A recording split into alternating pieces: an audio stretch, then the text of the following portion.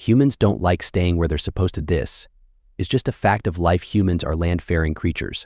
They breathe oxygen, and while they can swim, they cannot breathe underwater and they can't fly. For any other species, this would be enough to stay right where they belong. Humans have this annoying habit of completely ignoring what they should do and doing the exact opposite thing. For instance, humans cannot survive in a vacuum. Did that stop them? Yes, actually, psych, just kidding. It totally didn't, because humans are insane. Being friends with a human is a great way to give yourself anxiety, because they insist on jumping out of the sky, strapping rockets to themselves, suspending themselves inside pressurized cages of doom, petting dangerous creatures, driving too fast, breathing underwater, not breathing, to eating dangerous things. And that isn't even 1/100th of the list that I have compiled. Side note, did you know that the taste humans describe as spicy isn't an actual taste? It is literally the pain receptors in their mouth and nose responding with a pain signal to something poisonous. Humans like the taste of pain. So exhausted, I have grown attached to my humans, and it only makes it so much worse when they insist on defying nature and doing things they were never meant to do. I am a nervous wreck, and I just want to sit down and do something that isn't potentially life-threatening. For once, I just want my humans to do something that isn't life-threatening, but apparently they can't even sleep without doing that. They can't even eat without threatening themselves.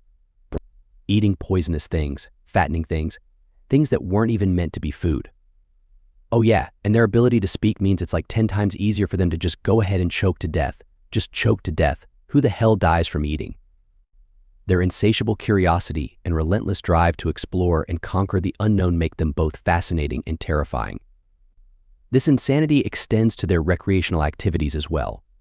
They jump off cliffs with only a rope to catch them, race vehicles at breakneck speeds, and even create dangerous sports just for the thrill. The concept of adrenaline junkies, humans who actively seek out these dangerous situations for the rush it gives them, is completely foreign to most other species. When faced with a challenge, humans don't back down. No, they double down. This behavior has earned them a reputation for being reckless, but also incredibly resilient and innovative. It's why they've managed to survive and thrive in environments that would be inhospitable to many other species. Their ability to adapt, improvise, and overcome obstacles is both their greatest strength and their most baffling trait. It's no wonder that being around humans can be so stressful.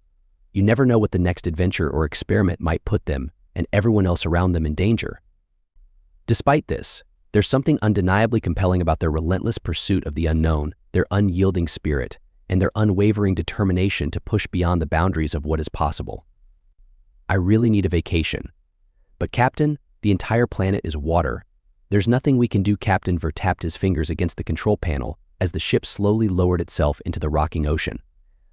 Sirens roared around them, heralding the water landing and demanding subsequent action. The ship's crew scurried around the floor, readying the ship to take the strain of the water. Krill, you forgot that Earth is like 2/3 water. We know how to deal with it. The prosthetic leg tapped absently against the floor in time with his hand. Krill gave an annoyed sigh. I know that, Captain, but I also know that humans live primarily on land and that unless you have gills hidden up your ass, you can't breathe underwater. Captain Ver gave him a look, one eyebrow raised over a glittering green eye. Wait a second, was that sarcasm? Krill looked down. Sorry, Captain. Ver grinned, not sure whether I should be proud or worried. He turned back to the loading ramp as Krill shuffled his 4 feet. I may be a little stressed lately. The human laughed, surprised it took you this long. Landing successful, Captain, a crew member called from a catwalk above. Water sloshed and thudded against the outside of the hull, giving testament to the truth of the statement. The captain gave a curt nod, turning to the rest of the crew. Lower the ramp and remember, be polite. They say these guys are supposed to be pretty sensitive to insults. We don't want to antagonize them. We are here as emissaries of the Galactic Assembly and should act as such. You talking to yourself, Captain? A crew member teased on his way past. The man gave a sheepish grin, maybe a little. The ramp began to lower slowly, bringing with it a light sea breeze and the roaring of distant waves. Around them, the ship rocked gently as the water landing gear moved to stabilize them. Captain Ver stepped out onto the ramp, eyes scanning over the immense expanse of the ocean around them. The sky above was a distant wash of blue. He took a deep breath, closing his eyes and sighing deeply. Not bad, reminds me of home. Krill shook his head, glued as he was to the interior of the ship. He didn't understand how the human could be so comfortable standing over water fathoms deep. A splash, then another. The captain dropped to his knees at the very edge of the water, staring into the crystal blue. The crew followed closely, and even Krill took a few steps into the water. A few moments passed before a face coalesced out of the water, breaking the surface just enough to show his face while keeping his gills covered. Krill was surprised to find the face was remarkably human aside from the green skin and odd protruding crests above the fishy bulging eyes. The captain gave a curt nod. Captain Veer of the USS Sabby, representative to the Galactic Assembly at your service. The fish-faced man made a couple of gurgling noises before the translator kicked in. You are late. My apologies, Your Highness, but my ship requires extra prep for water landings. A critical expression crossed the fish's face, followed by a sneer. You will not be able to help us, land walkers and no gills.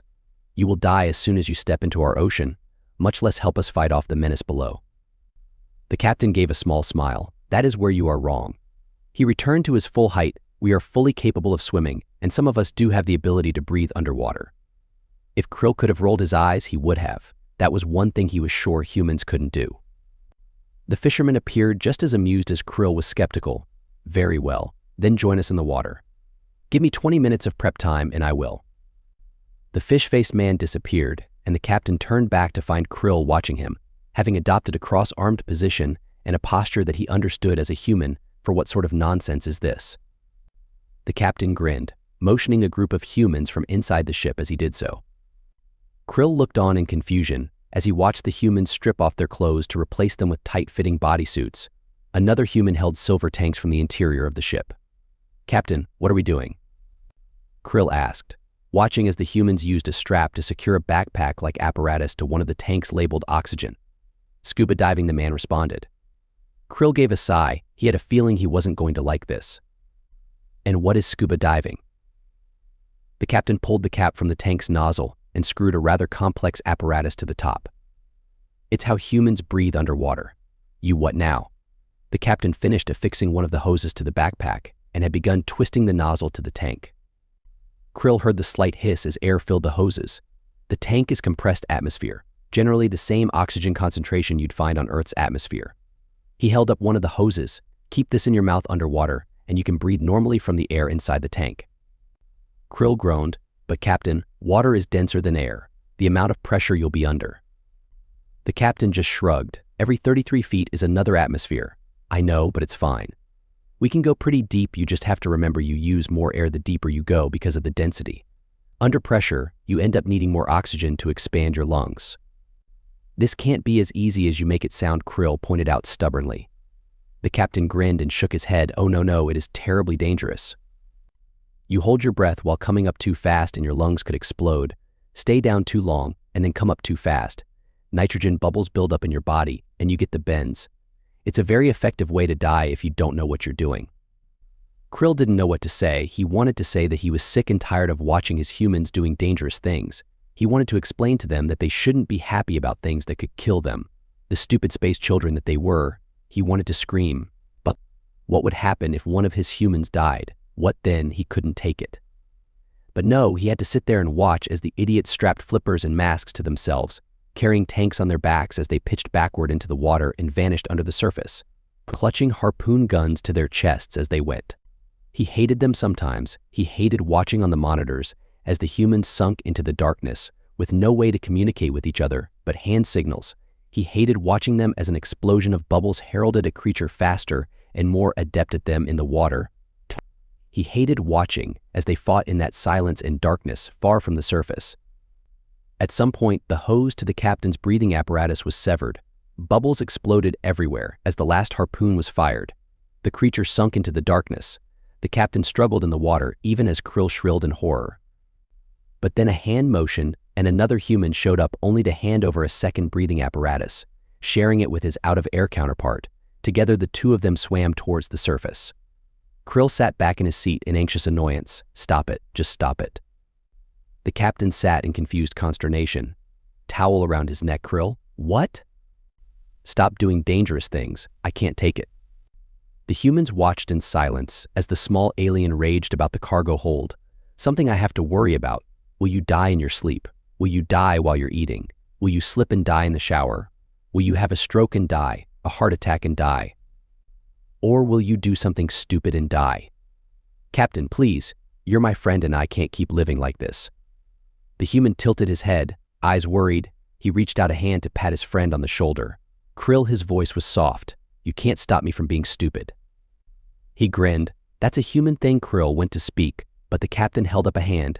Krill, if I live every day of my life safe and sound, then I never really lived at all. Risk is the reason for living. Clearly, the human wasn't wrong when he said he was stupid. Humans just don't seem to understand the difference between danger and living.